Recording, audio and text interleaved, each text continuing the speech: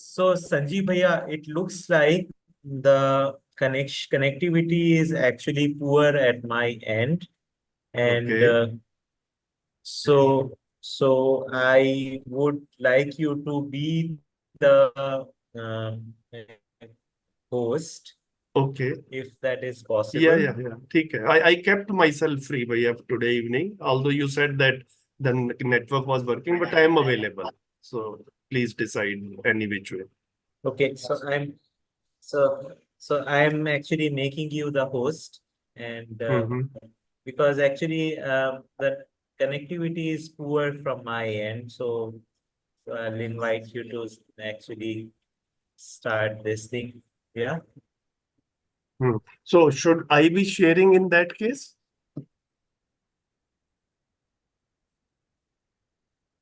Yes, please. Yes, please. Okay, I have opened the document. So we are on chapter 13. Just to refresh, tell me which point we have to start. Or chap शक्ति की इकाई. like भैया chap शक्ति ही इकाई उसका पहले वाला Oh, okay, one moment. क्रिया I है will Anant. share. I will share, and then you can tell me के हाँ भैया, आगे. Around page 173. 1 second. 1 second. 173. Okay. Okay. Okay.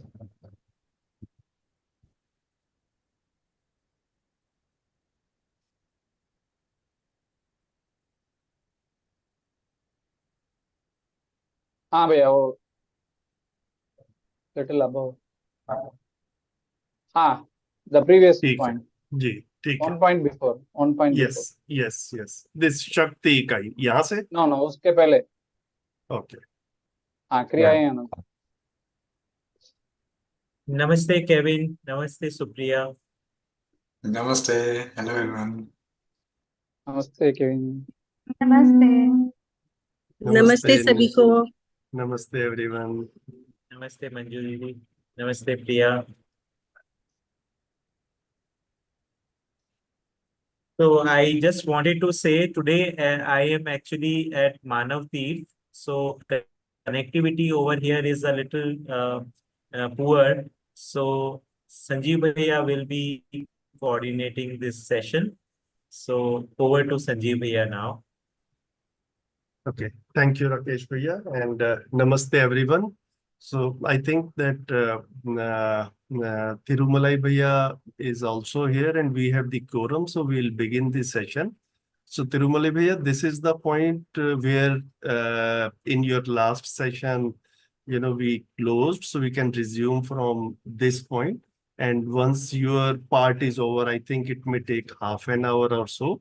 Then we will go to Kevin and Supriya. So Yes भैया. over to you, Thank you, Thirumalai ji. Bhaiya. हाँ जी. So in the last session we were seeing chapter 12. In chapter 12, Jai Bhaiji has taken the first half of the chapter 12, and we started with the second half of the chapter 12. I would like to briefly summarize what happened in last session. So around page 169, we started and we talked about the Antarang Bahirang. That point we started with. And we saw Nagaraji talking about human life at various levels, from individual to international life. And then around page 170, he talked about human needs. He categorized human needs into common aspirations and special aspirations. And we saw 3 needs in each of them. And we saw what will happen if it is shortage, or if it is sufficiency, if it is abundance. Then on, we moved into policies. One is just policy, Nyaya-oriented policy, and one more is called opportunistic policy. And Nagaraji talked about what are all the effects of these policies at different levels. And then we moved on to the holistic worldview, which is Purna Darshan. And Nagaraji differentiated between Purna Darshan and Apurna Darshan. Yeah, which we are seeing in the screen. Then in the next page, Nagaraji talked about how to attain this complete worldview. he talked about unpossessive or unattached individuals who have attained this knowledge realization. And he also, in the subsequent points, he clarified what is the process to attain unpossessiveness or unattachment, and the pursuit of causality, qualitative justice, and mathematical laws. That was the center point. And to attain those three things, he then talked about what will happen if we pursue three of them: Ganitanukram Niyam, our Gunanukram Niyam Nyay, our Karnanukram Vidhi. These three things, he explained the process of attaining the complete holistic worldview. And then he moved on to cascading into different layers of reality. There was this omnipresence. Yeah. That point, he explained about truth at different levels. And that is where we stopped. After that, there were 2 points that we saw. One is Niyantran Mahima Vyapak, that is the essence of regulation is omnipresence, and regulated units are numerous. And in togetherness of both of these, that is omnipresence and units, we have the entire existence. And next point was that which is regulated is a unit, which itself is the activity. And we are in this session, we are now starting with the next point.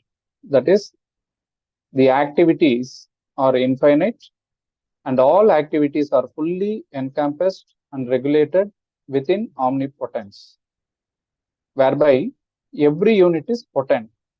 That is, each unit has inherent power in omnipotence itself. So now he is talking about how every unit is potent in the omnipotence. And the next point, in his own style, he is talking in a cyclic way. I'll read that. Potency signifies unit. Unit signifies pulsation. Pulsation signifies activity. Activity signifies plurality. Plurality signifies holisticness. Holisticness signifies mutuality. Mutuality signifies regulation.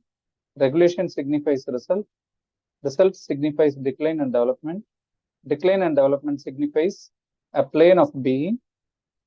Developed plane of being signifies sentient status. Sentient status signifies exuberance. Exuberance signifies conscience. Conscience signifies enlightenment. Enlightenment signifies intuition. Intuition signifies perception. Perception, comprehension, and intuition signifies study. Study signifies science and wisdom. Science and wisdom signifies holistic view. Holistic view signifies absence of delusion. Absence of delusion signifies resolution. Resolution signifies bliss. Bliss signifies completeness. Completeness signifies awakening. Complete awakening signifies restfulness. And a unit in the state of restfulness has complete potency.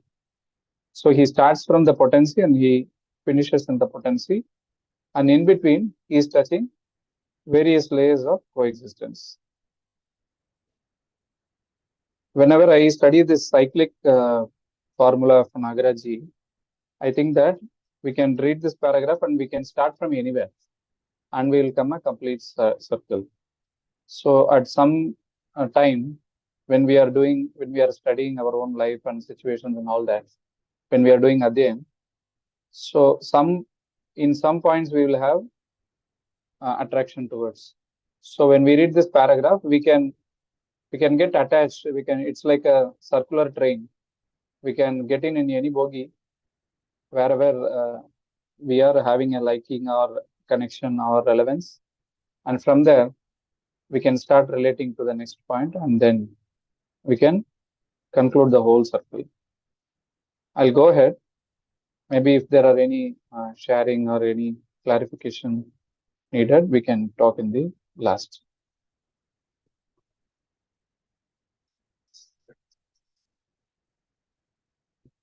So from the earlier points of coexistence, omnipotence, and unit, he has now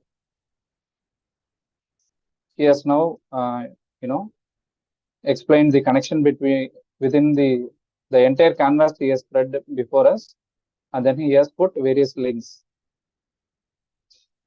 Every human being is restless until realization of inherent power. Actually, we are jumping from a restless, in a series of restless continuity, we are going through our experiences in life. And until we realize the inherent power, that is the potence, human beings are restless. No unit is without a constitution.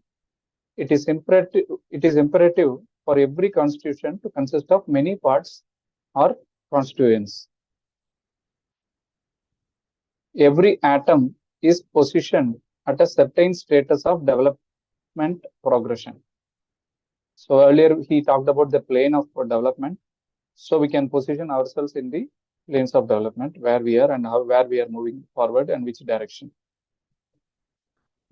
There is mediative activity in the nucleus of every atom at every status of development progression.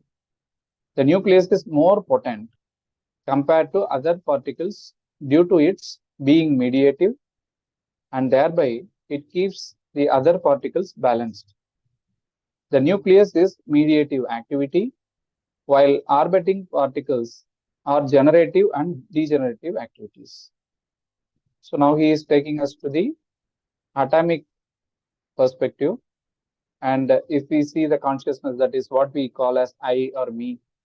So that consciousness entity itself is an atom, which he calls constitutionally complete atom. And now he is describing the nucleus and the orbits of the atom. And he is saying the mediative, the central nucleus of the atom is the mediative activity, and all other orbits are generative and degenerative activities, and the nucleus is balancing the entire atom. And this atom doesn't die. I mean, it is Amar. This constitution will not disintegrate, unlike the insentient atoms, which can disintegrate. Next point. Humans have the opportunity to attain the complete plane, or complete awakening, or complete restfulness. All human endeavors are meant for this only. In this point, we can relate to our own endeavors of everyday life or within a period of time, and we can see whether we are going towards the completeness and what was our aim and where we reached and all that. So every human being has an opportunity to attain the complete plane, and whatever we do, it is towards that direction. That is what Nagaraj is trying to say. Delusionless units of knowledge order are completely awakened. Discerning units are very close to evidencing complete awakening, and delusional units are close to awakening. Now he is categorizing the Jnanavastha, that is human order, into three specific categories, and he is saying delusionless, discerning, and delusional. So delusional units have the opportunity to move towards awakening. They are close to awakening, he is saying. And discerning units are very close. And delusionless units are established in the awakening. Next point. The variations in physical appearance, might, intelligence, social status, and wealth have led to contest, motivation, aspiration, enthusiasm, study, exploration, discovery, experimentation, and occupation among them. These have also given rise to jealousy, malice, terror, violence, deceit, fraud, perfidy, and hypocrisy. These variations in humans have led to their development or decline. This we can take it as he is talking about current status of most of the individuals. And we have this Panch Aishwarya. He is talking about 5 assets we have, which is physical appearance, might, intelligence, social status, and wealth. And every human being has a different variation in these 5 assets. So when we have variations and when we are behaving in a togetherness, that leads to these many things. And of course, some things can be attributed as a positive effects, and something can be attributed to negative. That is what he is talking about, development or decline, vikas or ras. So these variations can be categorized into that can lead to development or decline. And when humans are not enlightened, this will happen. That is what he is saying. And earlier we talked about channelization of our mental energy. So now we can associate it with this point of if we channelize towards progression, we will move towards better awakening. If we channelize otherwise, we will decline. Next point I will read. The victory or mitigation of resistance is through coexistence. Mitigation of resistance leads to awakening. Awakening leads to harmony in Jivan. Harmony in Jivan leads to heavenliness. Heavenliness leads to realization in coexistence. Realization leads to dedication to duty. Dedication to duty leads to success. Success leads to coherence in science and wisdom. Coherence in science and wisdom leads to spontaneous living. Spontaneous living alone leads to evidence in coexistence. Earlier we talked about the friction or resistance, and he is now connecting to the coexistential perspective of how to mitigate this resistance. So by coexistence itself, we win, meaning we get the victory, which is mitigation of resistance. If you apply it, in a proper, appropriate way, and that leads to awakening, and awakening leads to harmony within us, and that harmony leads to heavenliness. We feel heavenly, and that leads to realization in coexistence. And this can be seen within oneself as well as in coexistence of one or more individuals also, or in a family also. And realization leads to dedication to duty in relationships. And when we are dedicated to our duty, that leads to success in relationship. And that success leads to coherence in science and wisdom, Vivek and Vigyan. Then that leads to spontaneous living, which means there is no friction and there is no hiccup, or there is no remnant.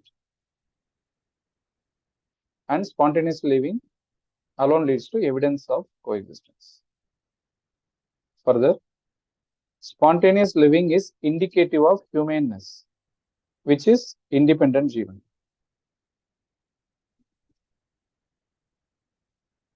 Moving further, coexistence itself is liberation from resistance. Liberation from resistance itself is the mitigation of resistance, and mitigation of resistance itself is coexistence. He talked about, he is now connecting 3 points in this. So he has talked about the 2 of them. I mean, two points he has connected already. Now he is summarizing as these 3 things he is putting as a triad. One is coexistence, other is liberation from resistance, and another one is mitigation of resistance.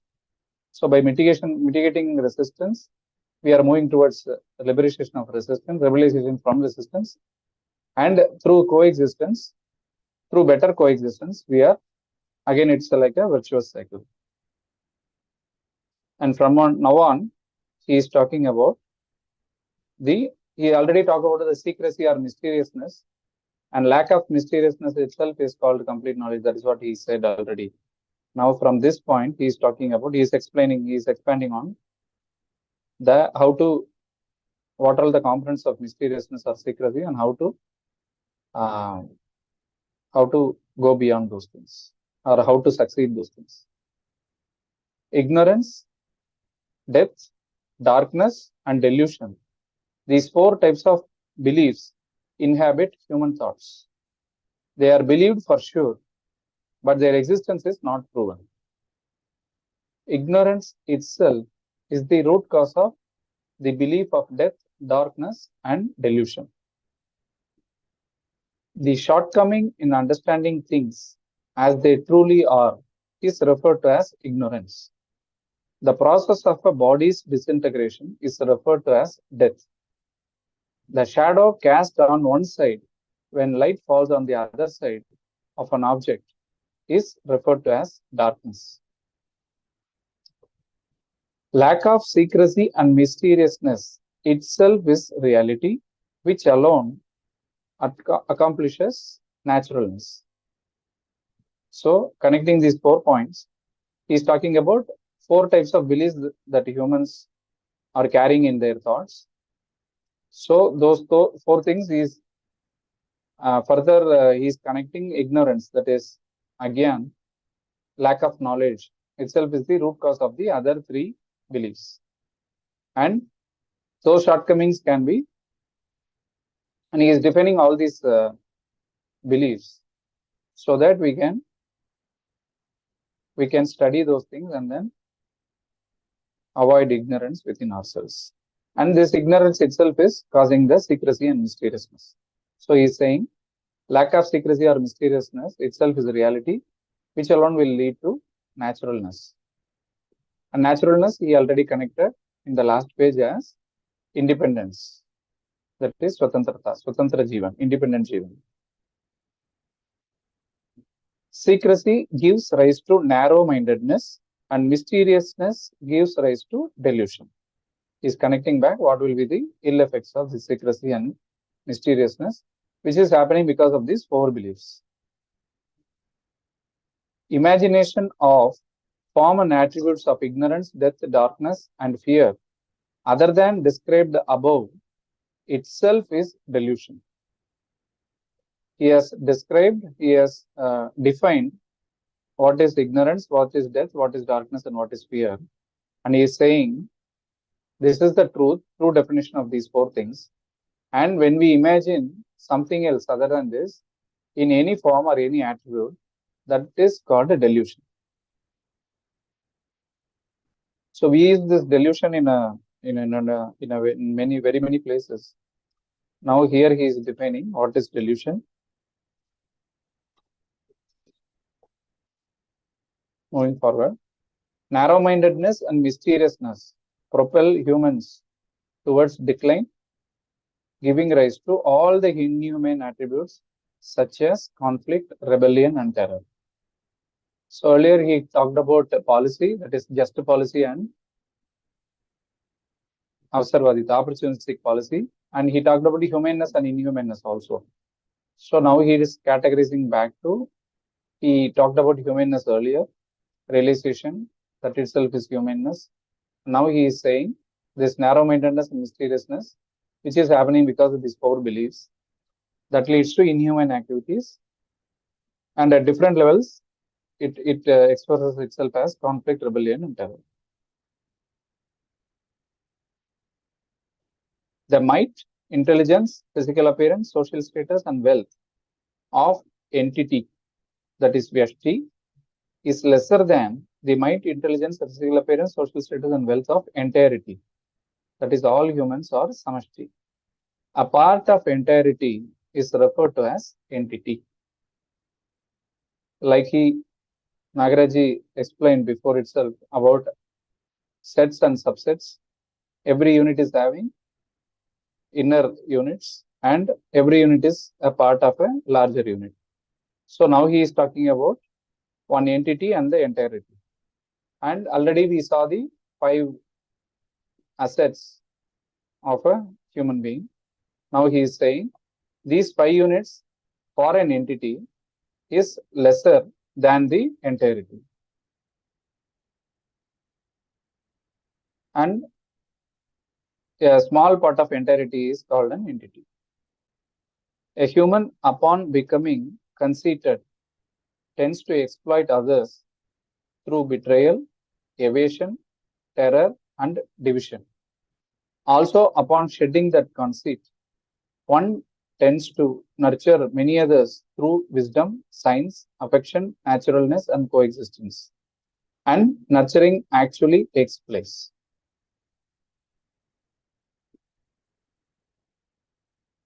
He already talked about development and decline. So he is saying, if our policy is just, then we can avoid these things, and then the later part of the paragraph leads to development, and the former part of the paragraph leads to decline. Exploitative procedures lead to conflict, and nurturing procedures leads to peace. Behavioral and intellectual cohesiveness is the essence of nurturing procedures. Exploitation has to have injustice. So he's saying injustice is imperative in exploitation, and that is the base of exploitation. We can call it as an inevitable component of exploitation also. So if our policy towards the other human being or in the family or in the nation, if it is not just, if it is not in nyaya, then that is called injustice, and that will lead to exploitation. And he is saying, by doing that, we cannot nurture the behavioral and intellectual cohesiveness. Vyavharik eksutrata and Vaicharik eksutrata. And these two are the things which have to be nurtured from individual to national or international level. All humans have equal opportunities for awakening. The right or wrong utilization of these depends on their environment, study, and prior sanskar. These three terms also comes in very many places in Darshan. Nagaraji says these three are the components of our current sanskar. So whatever we are today, it is a combination of our prior sanskar, environment, and study. The prior sanskar is whatever we have accumulated till now through our deeds, actions, and our tendencies. And the environment is the in the coexistential process or procedure of existence. We are always in an environment, and that also influences us. And the third part, which is the study part, which we are saying as Adhyayan and whatever we are doing as a reading of this Darshan and all the books, by reading that, we are associating to the truth that is explained by Nagaraji, and we are superimposing ourselves to the truth, which is called Tadakar Tadrup. And by doing that, by doing the study, whatever we accumulated earlier and whatever is our environment, we are trying to proceed towards the development part, not towards the decline part that he has described in the earlier points. So by this, he is saying all humans have equal opportunities for awakening, because these three things are the components of our current status of our being. And he's saying by analyzing these three things and doing a kind of a sensitive analysis of our own selves, we can channelize our energy towards study, and hence we have equal opportunity for awakening. So we need not think that only some individuals or some human beings are tending towards awakening. We can start from wherever we are and we can proceed towards development. He further explains those three components of our current status and finishes this chapter. So we have three more points which are talking about this three components of our current sanskar. Human-made environment comprises culture, civilization, legislation, and systems which lead to either nurturing or exploitation in humanness. We already saw, he talked about nurturing and exploitation of humanness. He is further subdividing so that we can channelize our attention to finer aspects of our channelization. So the environment part, which he denoted as the second point in the first point in the three subcategories, he's saying human-made environment comprises of these four things: culture, civilization, legislation systems, which are leading to nurturing or exploitation. So unless we as a community of people, we influence this culture, civilization, legislation systems in a larger sense, we cannot nurture the human-made environment. And if the human-made environment is exploitative, then these four things are not according to the reality, and hence it will lead to further exploitation of the subjects of the system. The human-made environment, which enables the understanding of intellectual resolution, material prosperity, and knowledge, alone paves the way for the development and awakening of humankind. So when we talked about the environment, he is now talking about human-made environment in these 2 points, because nature-made environment is always according to the order. So the human-made environment is the one thing which has to be improved, and he is saying the human-made environment which enables the understanding of intellectual resolution, material prosperity, and knowledge. Only when the human-made environment enables the three things, only then it will pay to the development and awakening of the humankind. So if we are talking about the progression of a society or a system, social systems and all that, he is saying that there is only one way, and that is understanding of that is creating an environment which will enable the understanding of intellectual resolution, material samadhan, samriddhi, and gyan.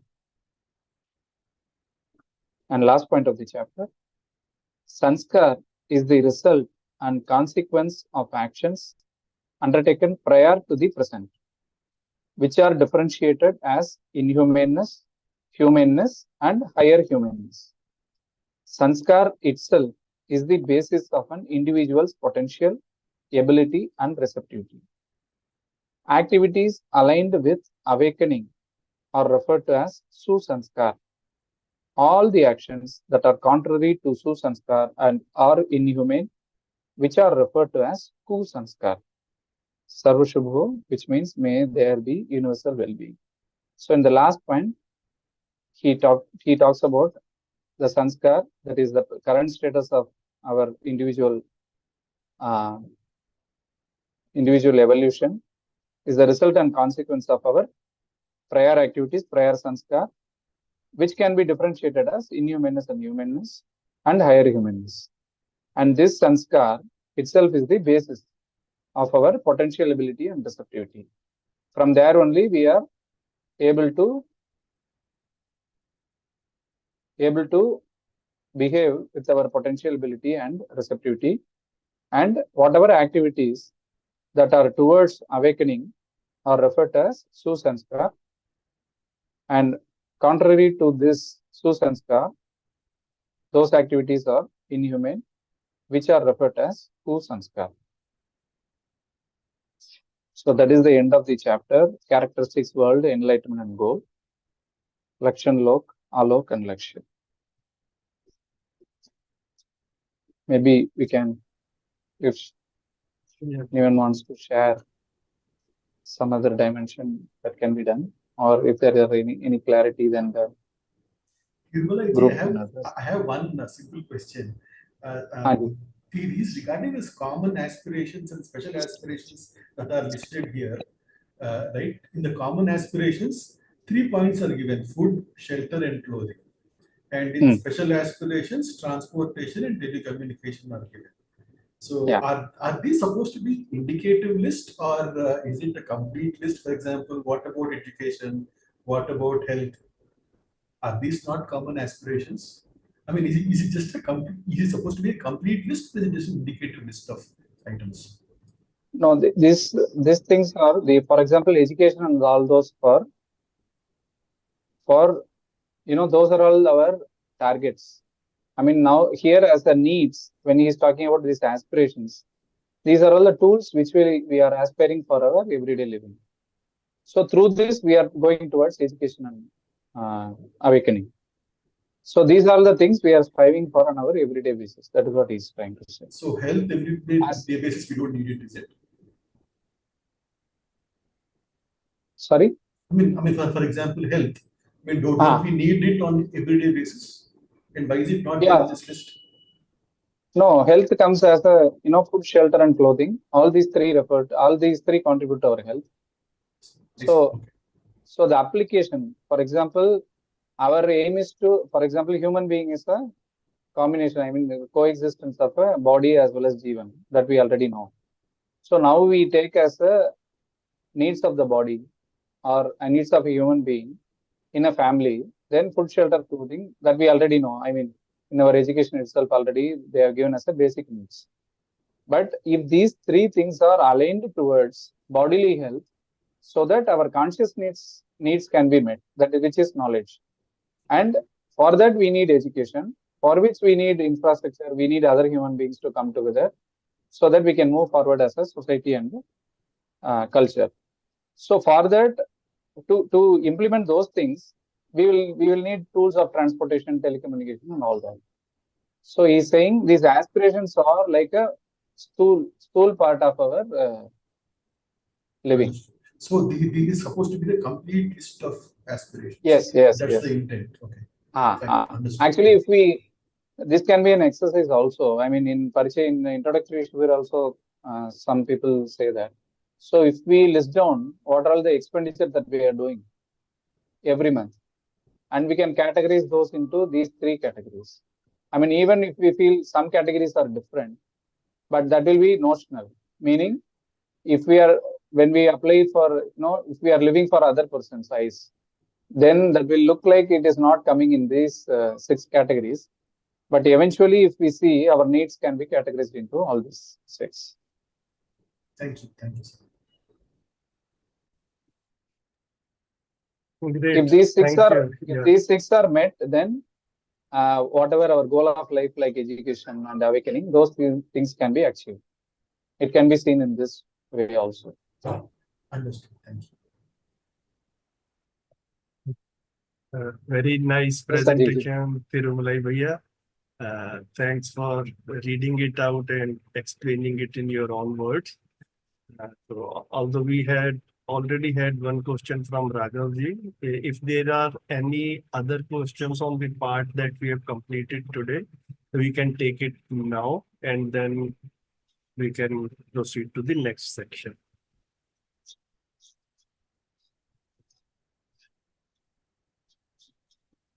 Wanted to say thank you to Thirumalai bhaiya. It was very well done and very well received by all of us. Thank you, bhaiya.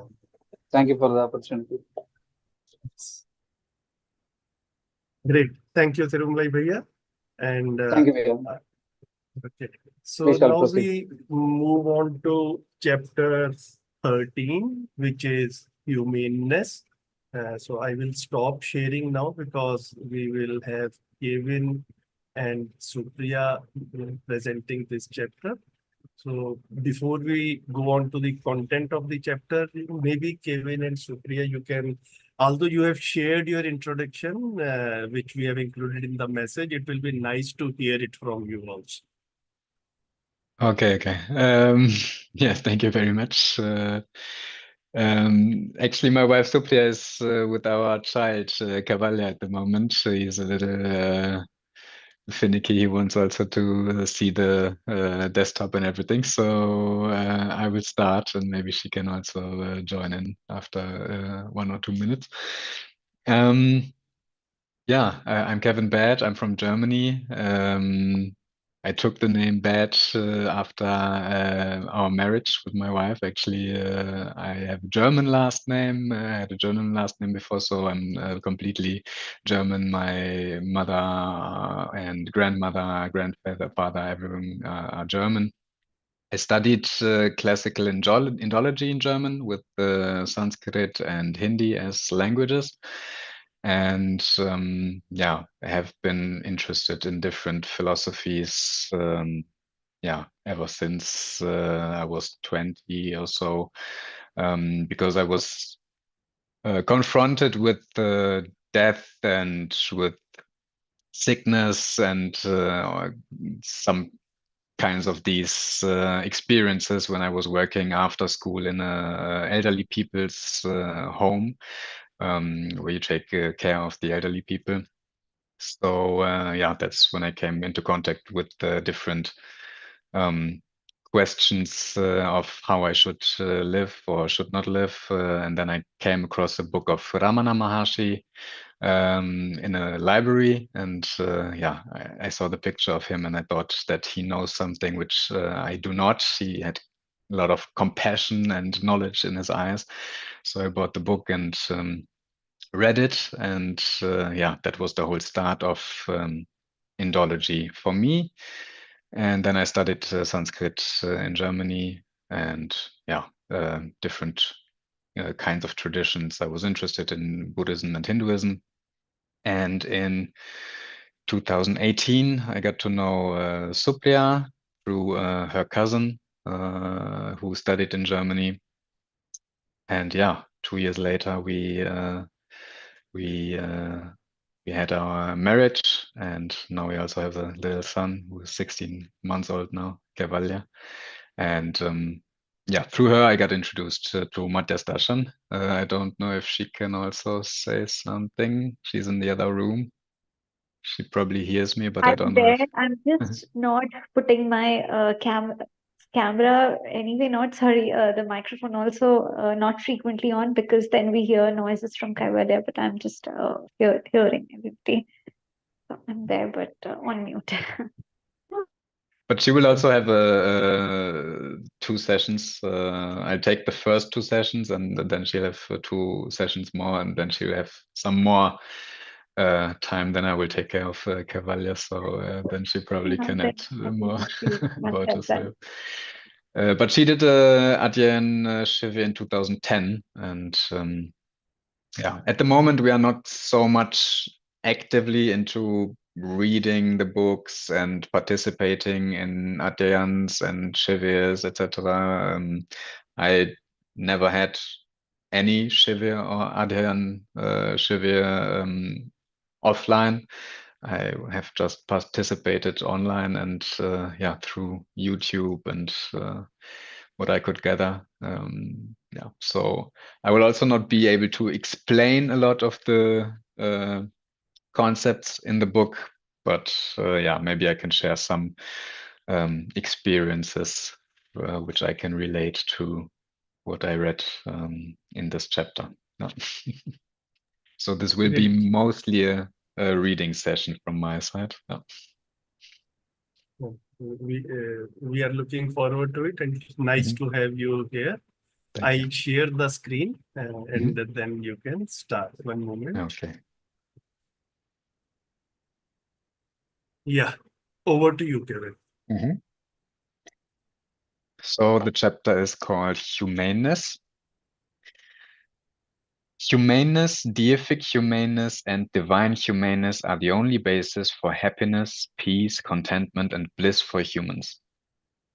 Happiness is the goal for humans at every level. That is, happiness is the goal of inhumaneness, humaneness, and higher humaneness as well. So here we see that actually also inhumaneness, inhuman people as we are at the moment, we have not yet achieved humaneness. We are also having the same goal of being happy as also human and higher humaneness has.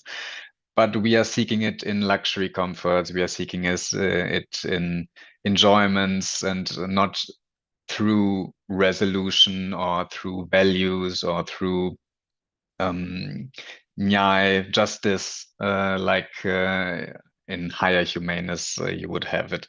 So that is the difference, but the goal of us and humane people or enlightened people is the same. Humans, due to delusion, have sought happiness through profit. So, as I said also before, yeah, we are looking at happiness to look for it in luxury comforts and enjoyments. So we are trying to gain as much as we can, as much money, as much things we try to gain through profit. That is how we are seeking happiness. Understanding leads to resolution. Resolution leads to righteous utilization. Righteous utilization leads to authority. Authority leads to the system. The system leads to resolution, prosperity, fearlessness, coexistence. And resolution, prosperity, fearlessness, coexistence leads to understanding. No one is happy from earning obtained through exploitation. So here we see that although we are trying to gain as much profit as we can, and profit always goes with exploitation. If we get as much profit as we can, then someone else is being exploited. These two come together. These are two sides of a medal, so to say. So through exploitation, but we have a lot of conflict within ourselves and with other people. We don't have harmony and peace. We are trying to as a thief, for example, he runs away from the place where he has stolen something. So he cannot stay at that place where he has stolen something, or he hopes that he never sees the person again from which he stole something. So also it is like this with the exploitation. When the person we exploit, we don't want to see them again, or we hope that we never come across him on the street somewhere when we are alone or something. So there's no peace, no happiness, no harmony in exploitation. The depletion of the exploiter is inevitable, as each activity has its equal reciprocal activity. Yeah, and here we see also that if we exploit, then sometime or the other, this is coming around to us again, and yeah, we will be the depleted or the exploited. So there's no constant, there's no yeah, line of happiness. There's just a quick happiness which we get through profit, which we might get for a very short time, but then there's a lot of conflict and chinta, I don't know the English word, worry around it. When we earn, we don't lose. When we lose, we don't earn. Righteous spending itself is the purpose of earning, and wasting itself is losing. Therefore, humans become successful and happy only through judicious earning along with righteous spending. Otherwise, they are unsuccessful and unhappy. So here we have the judicious earning, which is the opposite of exploitation, through which we can get successful and happy. And also one thing which I find very interesting is that he's pointing out that righteous spending is equally important. And also I had a talk with Rakesh Bhaiya one time where I was asking him that I am not able to, at the moment, produce something as the whole situation at the moment for me is right now, I cannot do utpadan, produce something or not do much, do not do farming or something at the moment.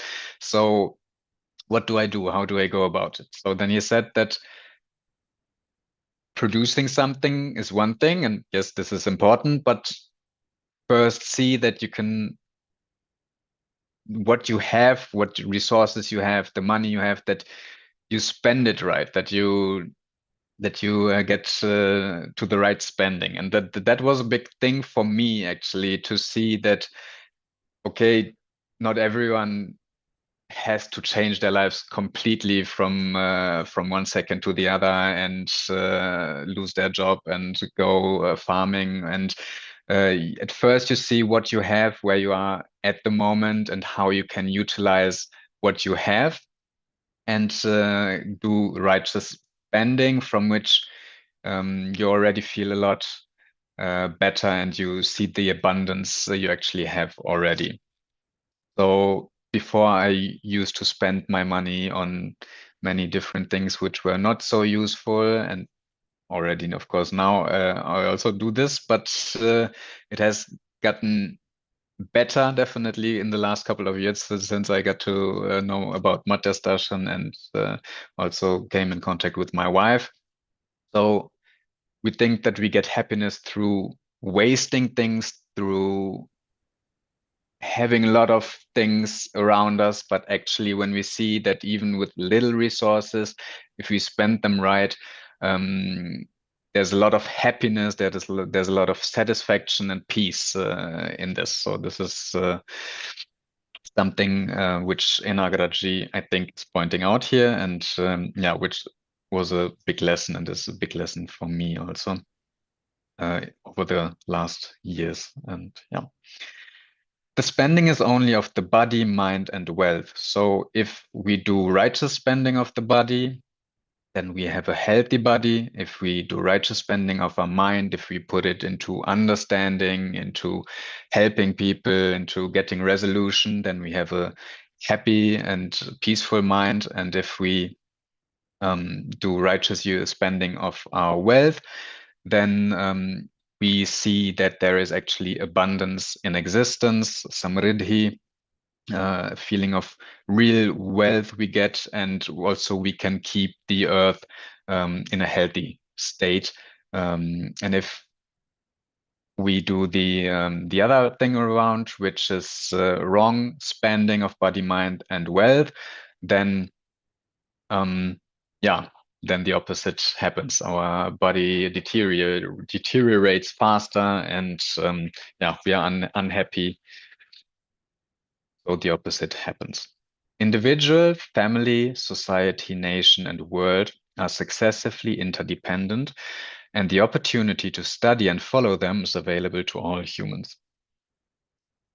What I like about this especially is that it here in Nagaraj is pointing out that the opportunity to study this is available to all humans.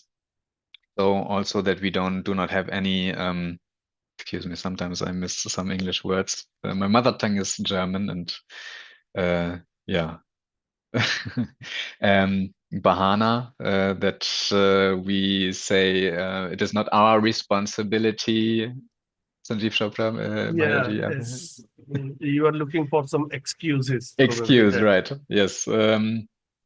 He says that it is available to all humans, and that also means that in any condition which we are humans are in at the moment, we have the availability, the opportunity to study and follow, yeah, the whole existence as it is.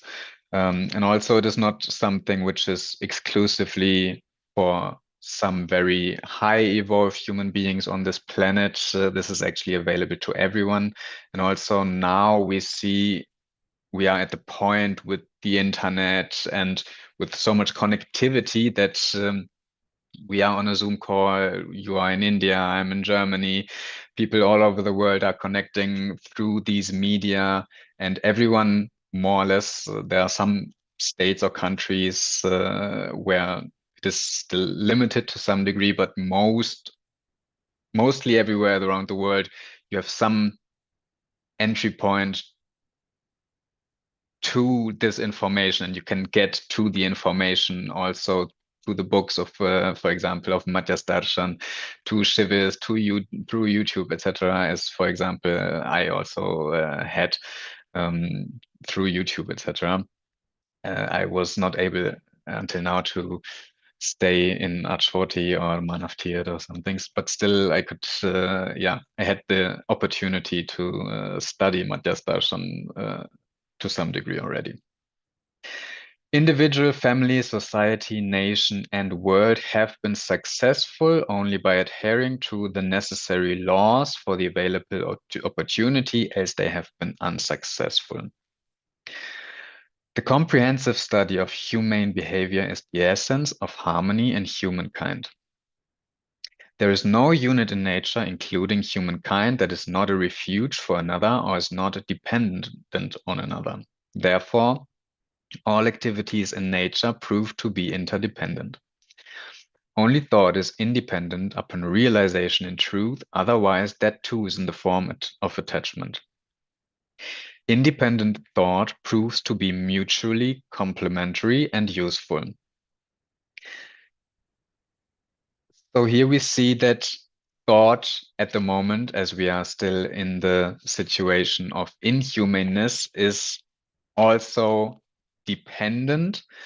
And upon realization, in truth, thought will be independent. So, because now we are very much attached to many things and to many of our ideas, we have many buttons which people can push. If someone says something about me, is laughing at me, wants to harm me, then I react. My thought is not independent, it's very dependent of the soul surrounding around me. And when we have realization in truth, then our thought gets aligned with the system as it is, with existence as it is, and we are independent, swatantrit, which means we are acting from our actual human self, from our actual human nature, from our actual human power, which we actually have, and not just reacting according to how the world is pushing us around, which is often happening at the moment. Mutual complementariness and usefulness among humans itself is behavioral harmony. This harmony leads to movement towards success, otherwise there's movement towards failure. Here we see that if we work together as humanity, as human race as a whole, then we are complementary to each other and useful to each other, and this is the path towards success. And otherwise, if we are in competition with each other, if on these 7 levels or 6 levels, which we had before, individual, family, society, nation, and world, if there's conflict, then there's a lot of time and energy which we are spending on these conflicts, on this rivalry, and a lot of resources go into this. For example, we are building bombs and weapons, and there's so much money going all of this, and we are, for example, now there's I think next year there's the election in the USA, or this year, maybe this year in a couple of months, and there are hundreds and millions of dollars. I just saw a news bulletin a couple of days ago how many dollars are going into campaigning of both of the parties. So all these things would fall away and could be used for more useful stuff for humanity as a whole when we are working together instead of against each other.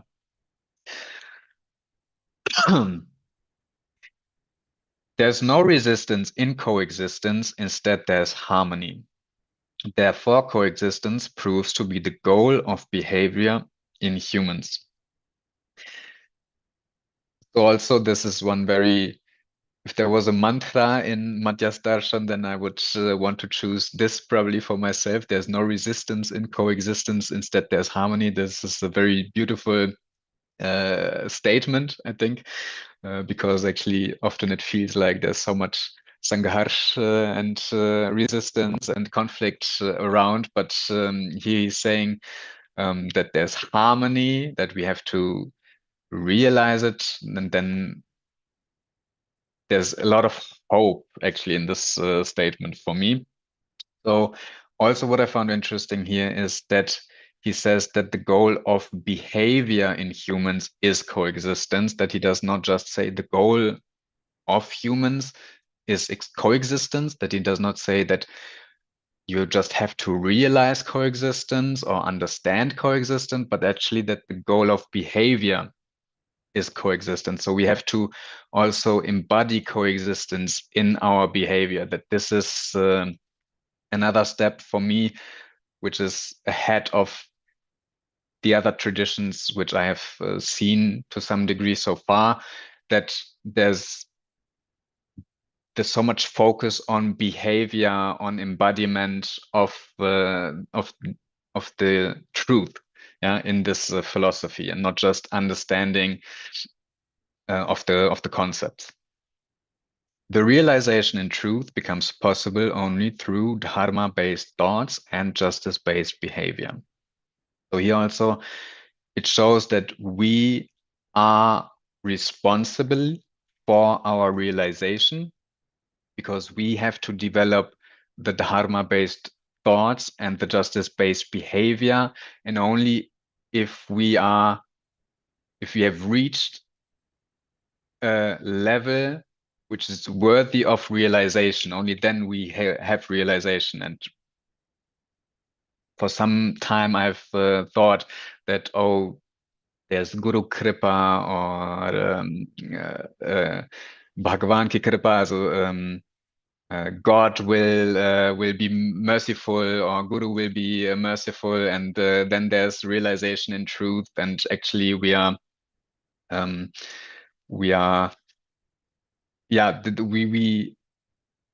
I was looking for mercy for a long time, but now we see that we are responsible for our realization, and we have to develop ourselves so much that we are actually worthy of this realization. Only then realization will happen, and not some guru will come and hit you with his chappal on the head, and then you will get enlightenment. And so also I had Sadhan Bhaiya, I hope I understood it wrong.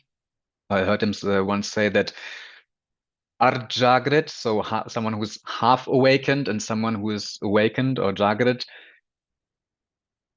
actually their behavior is more or less the same. Yeah. So you as someone who is in inhumaneness, you would not be able to differentiate much between their behavior. Their behavior is very much the same. So you have to develop your behavior and your thoughts so much that then you will get the realization. But until then, their behavior almost looks the same already. So this is something which I found really interesting, which is something really new in this philosophy, in contrast to other philosophies which I have come across. This aspect, this pointing out of our effort, of our responsibility. Because there are people all around us who are helping us in coexistence, but we have to realize our own responsibility in this. The tendency and endeavor for progress is referred to as striving, while its opposite endeavor and tendency is referred to as jealousy. Striving gives rise to joy and enthusiasm, whereas jealousy gives rise to resentment. Here also we have to focus again on our responsibility, that if we endeavor progress, then there's joy and enthusiasm. Whereas if we are jealous, then there's resentment. So if we endeavor a change in ourselves, then we are looking at our own faults, at our own shortcomings. And through this, actually, we get a joy or enthusiasm, because also we see someone else who's a better human being than us, who has realized and understood the principles and embodied the principles of this philosophy way more than us. And actually, this person becomes motivation for us to strive to become like this person. And actually, this is a joy instead of maybe now I'm a football player and someone is a better football player than me, then I might resent this person and be jealous of this person. So yeah, here the focus again is on ourselves, and that we are looking at ourselves, how we can become better human beings. And then there's happiness when someone is better than us, because there's also hope in this. Or someone has made it already this far, I can also make it this far. This person will probably help me in my endeavor. So there's no spardha or competition in this.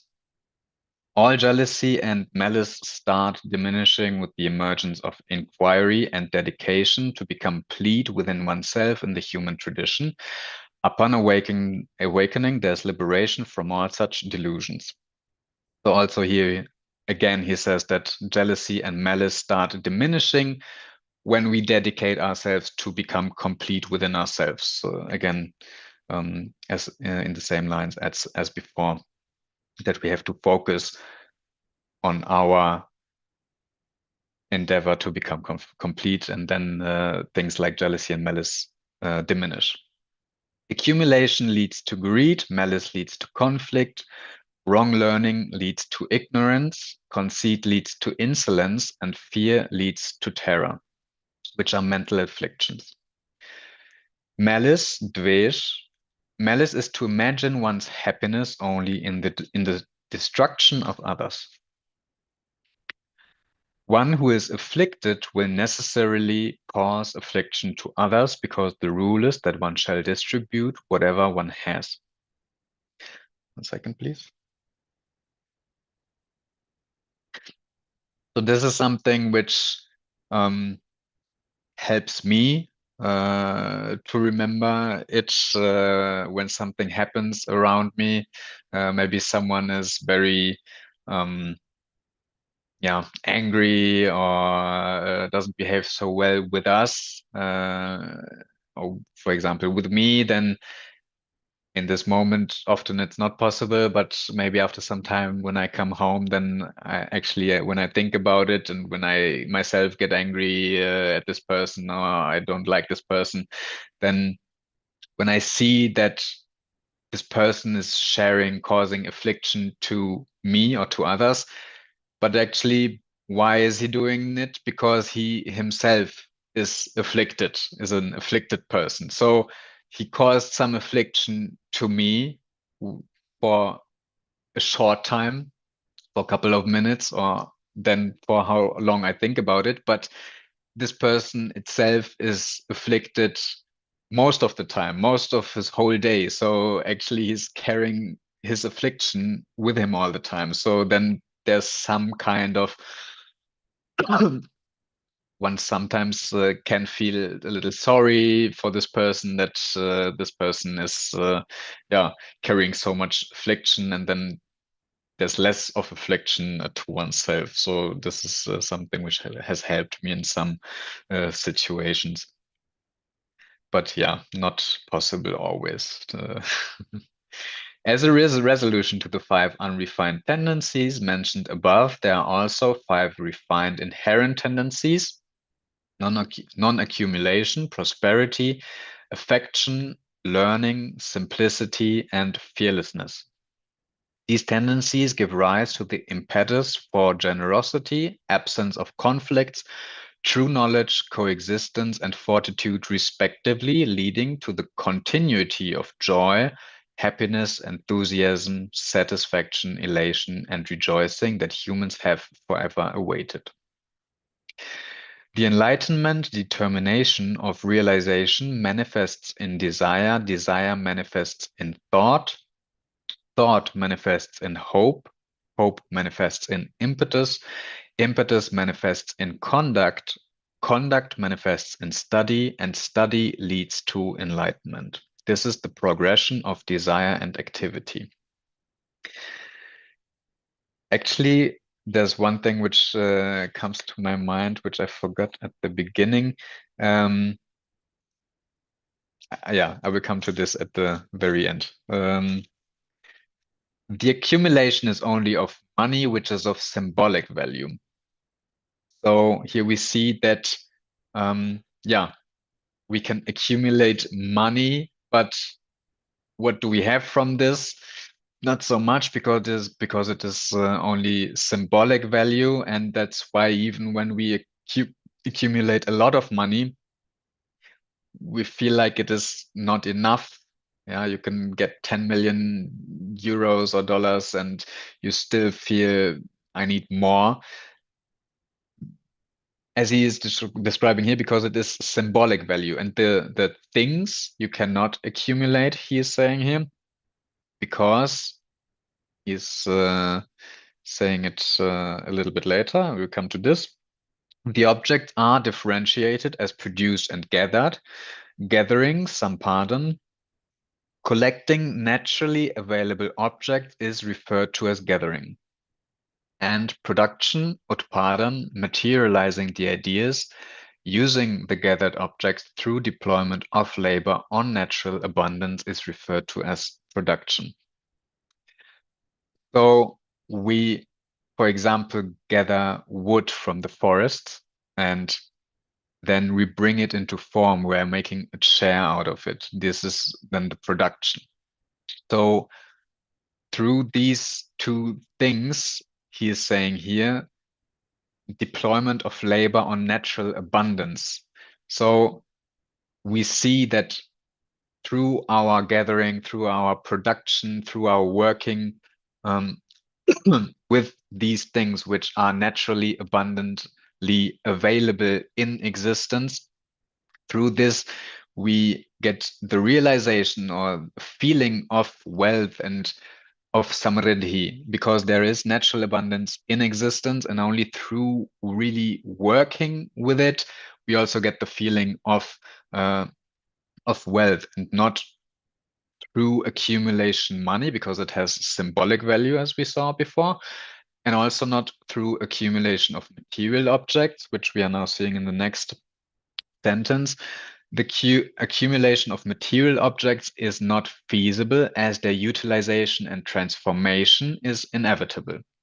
So if we try to accumulate a lot of material objects and try to get a feeling of wealth through this, actually this is also not feasible, because here also in brackets it is written rupantaran, it is transforming, it is declining. For example, if you have a car, we just had to get a car because now with our baby we have to reach some places a little quicker, so we got a car this year. So this is very is some example which is very vivid in my mind. If you don't use it often enough, if you have it standing for a couple of weeks, then actually some rust is starting to happen on the brakes, especially here where there's a lot of rain going on. So you have to get rid of the rust on the brakes again if you want to use it again, or if it is standing for even a longer time, then you cannot use it anymore, or you have to first put a lot of effort in again to reuse it. So that's how we see why the righteous spending is so important, and why the accumulation of things is not useful or is not feasible for us, because if you have a lot of things, you cannot use all of them. You cannot make right use of all of them. So many of them decline, and then you cannot have a feeling of wealth, because everything around you is not so useful anymore as it was before. But if you are working on this natural abundance, then you are in this feeling of abundance. There's so much which I can use, which I can work with. So these are the two different stages which I have gotten a little bit of feeling of when I read these paragraphs. Although I myself am not producing anything so far. But it makes you want to work with the natural abundance when you read these paragraphs.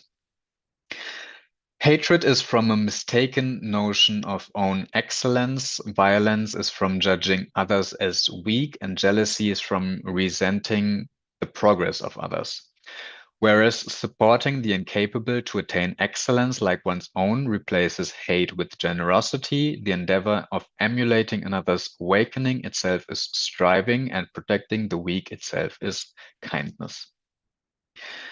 The acts of violence are differentiated by the levels of individual, family, community, class, caste, belief, sect, language, and nation, which become apparent in the form of conflict and rivalry. So as I said also before, on all these levels, yeah, even some more levels, we also have language and sect and belief and caste and class, in addition to nation, individual, family, and community. So on all these levels, we are seeing and having acts of violence at the moment because we are not mutually complementary at the moment as a human race. And yeah, so there's a lot of conflict and rivalry going on and a lot of time and energy and effort wasted in such things which could be used for many better things, for the betterment of human living and for awakening, establishing awakened tradition. Violence necessarily begets counter-violence. Conflict necessarily begets rivalry, and crime necessarily begets retaliation. Therefore, holding malice has never been helpful for the awakening of humans at any place or time. Yeah, this is something which we hear or read about often when we are in contact with Madhyasth Darshan, which I find very interesting that he is pointing out again and again in Agraji, and which I have thought about for some time in the last time, because there, as everyone knows, there's a war going on not so far away from Germany. So war is happening also in the news a lot. You hear about it every day in the news and with people whom you are talking to on the streets and family members and people you meet. This topic is a very close topic at the moment. So I was thinking about what actually this paragraph would mean for someone who is awakened or who is very much awakened already, who has a very good understanding of existence. If this person was in a country in which there was now happening war, would it be his duty to fight there, to protect his homeland and his the people around him? And I thought that this would be what would be necessary. Yeah. So this was my thinking, and then I talked to my wife about it. And I asked her what is her point of view, because I often ask her about such things. What is her point of view? Because she has a broader um, view of such things. So actually, she pointed out, and here also we see this in the second sentence, that if some man, for example, in a country in which there's now war going on, if this person actually, instead of fighting, if he fled the country, because, for example, in the news we see that many people who are in an age and in their young ages, which maybe could fight, but they fled the country. So she said if this person, if he fled the country instead of fighting, and if then he would be working for the awakening of all humankind and bettering of humankind, then this would actually be a better use of this body and of this jivan than maybe this person fighting and getting injured or dying at the battlefield. So this was one discussion which I actually had a couple of weeks ago with my wife, and I thought it fits the context here that holding malice and counter violence and rivalry and is not helpful for the awakening of humans. But if this person actually gets out of the situation, of course that's not always possible. But if this person maybe gets out of the situation and is working for the awakening of all humankind, then this would be actually a better use of this body and jivan. And yeah, I think I can make it also through the chapter.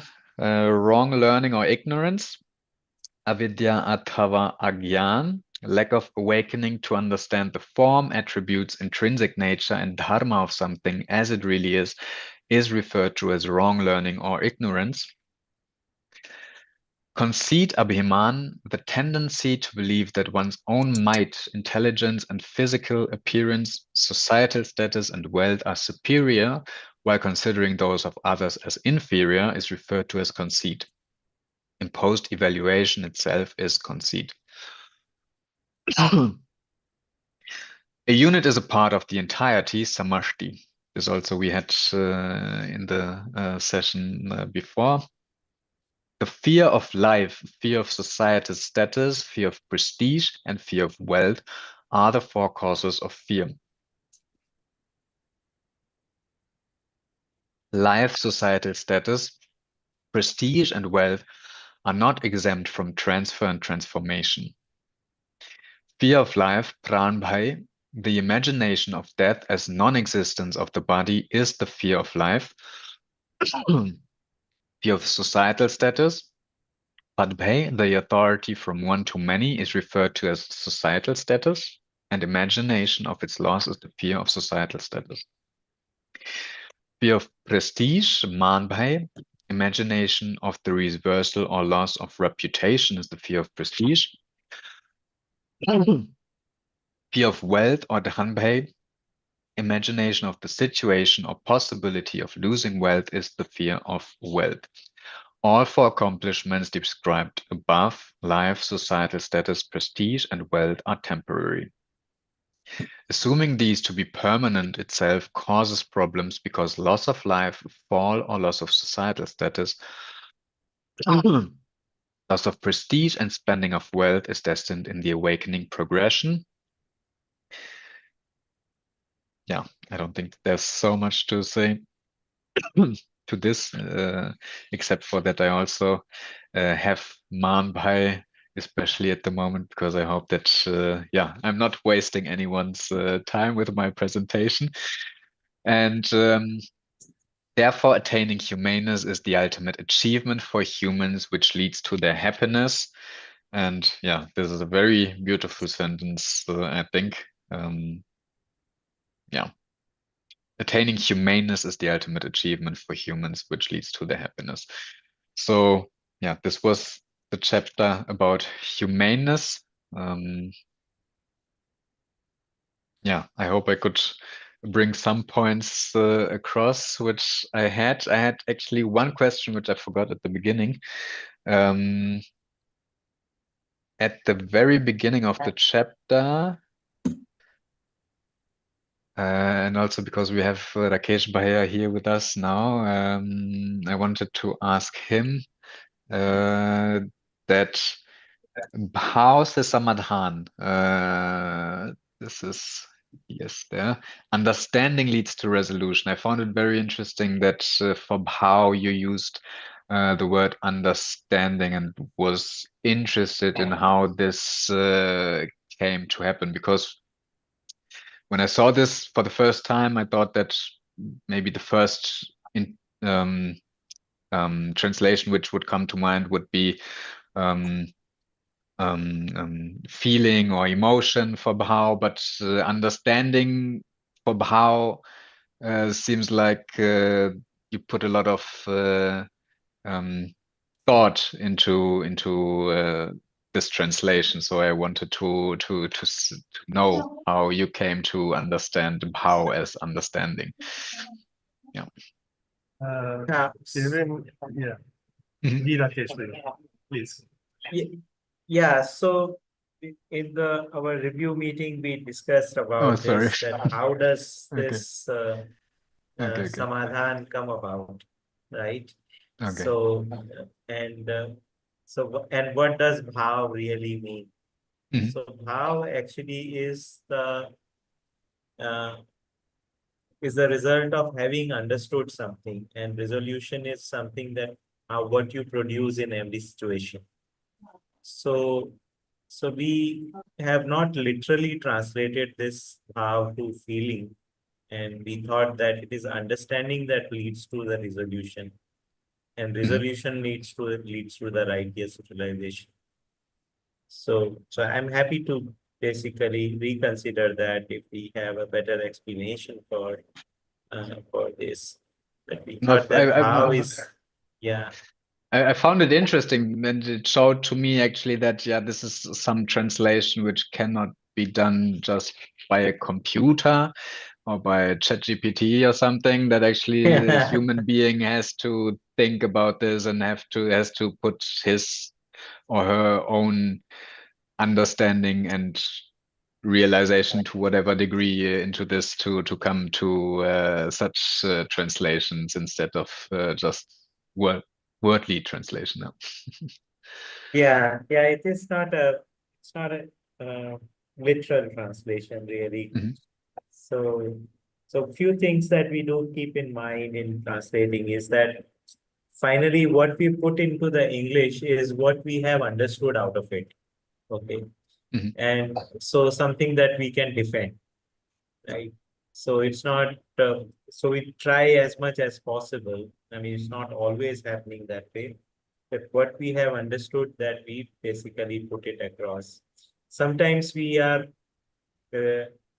not fully understood what is being said in the text. So that time we refer to the old editions also. And sometimes we talk to the experts like bhaiya and other people who basically help us in giving us the context. Sometimes it helps to actually understand that how the evolution of the book has happened across the editions. So that helps. But still we see that there are gaps, which we feel that as our understanding of things improves, eventually we will fill those gaps. Yeah. So eventually the idea is that we wanted this book to be as if Babaji has written it, right? We want it to be actually his word. It is his word really. So we are doing our part in the evolution of this book, right? But we don't see ourselves as the authors of this book, but as the persons who are trying to bridge it, the darshan for in English language. So let's see how the things go. Yeah. So that's where we are.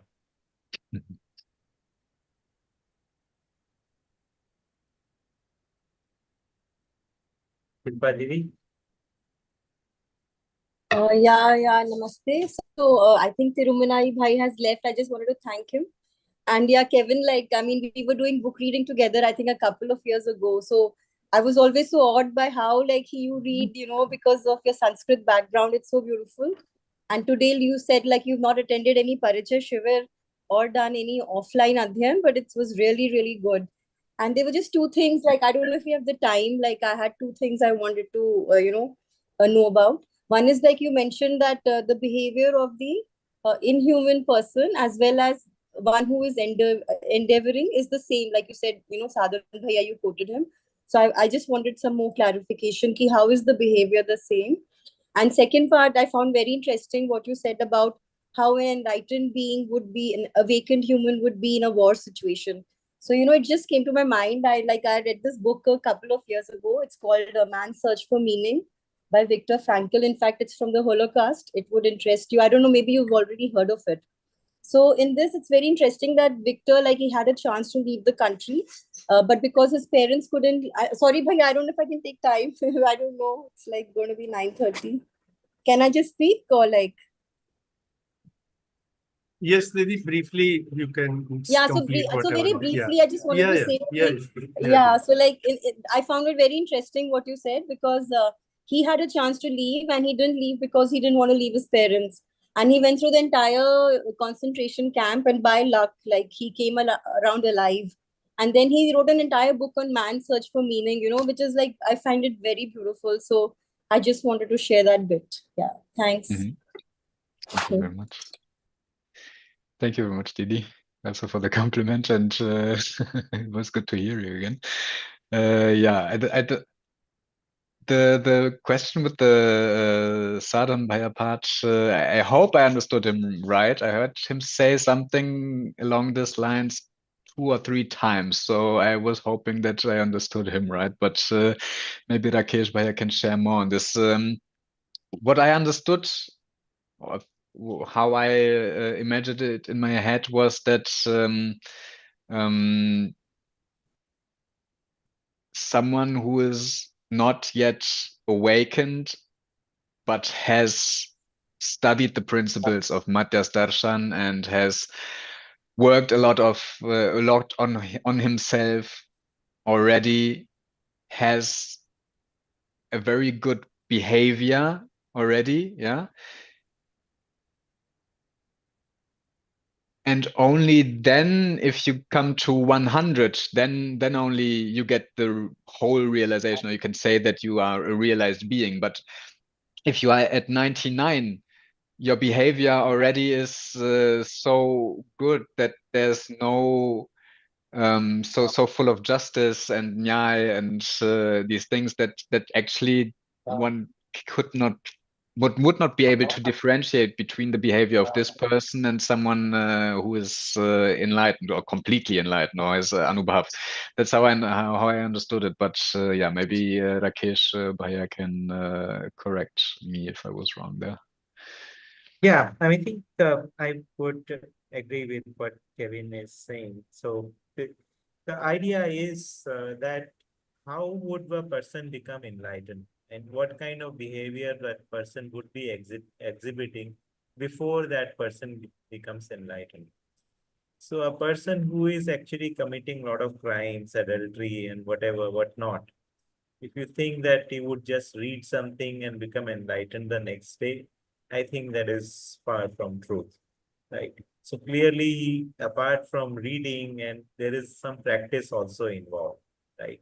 So there is some practice and there is some change in behavior and change in lifestyle and all the things that go with it. So in one sense, you emulate the behavior of an awakened one to be awakened, right? As in one of the uh, uh, books, it is written that Devo Bhutva Devan Yaje, like you become like gods, become like deities to become a deity, right? So if you want to become a human, you need to behave like a human, right? So in that sense, that this practice actually is the adhyan actually is not just an academic exercise. It is an exercise also of bringing something into your behavior as well, right? So in that sense, at the time when the person comes into the state of realization, their conduct or their behavior becomes close to the person who is actually enlightened. So this transition becomes a smooth. It's not that one day you are actually behaving in a completely um, uh, inhumane way, and suddenly you start behaving in a humane way, right? So there is always a transition, right? You develop yourself for the humane way, and then you transition into that. Right? So that's what I would have to say about it. Thank you, bhaiya. Good. Yeah, I thoroughly enjoyed the session, and I'm sure everyone else did. So, Kevin, don't worry about your reputation Thank or you. our time. Everything is safe and well spent. Rakesh Bhaiya, since your internet is working, you may please give your closing remarks, and we will close this meeting. Supriya, thank you so much for standing in for me, and I will probably need your help while here. So thank you, Kevin. It's always a pleasure listening to your words. I mean, he appears so humble, but somewhere I think he needs to give credit to all the hard work that he has done for studying all the philosophies. And it is not just theoretical work that he is doing, right? I mean, he's doing the things, he's making some fundamental changes to his life. Not an easy thing that uh, uh, for a person to do, is to change his surname and to actually start an Ayurvedic center in Germany and what not really. So kudos to you, Kevin, man, Thank you. and we always look forward to listening to you. Look forward to listening to you again on this next one that is on Tuesday. Yeah.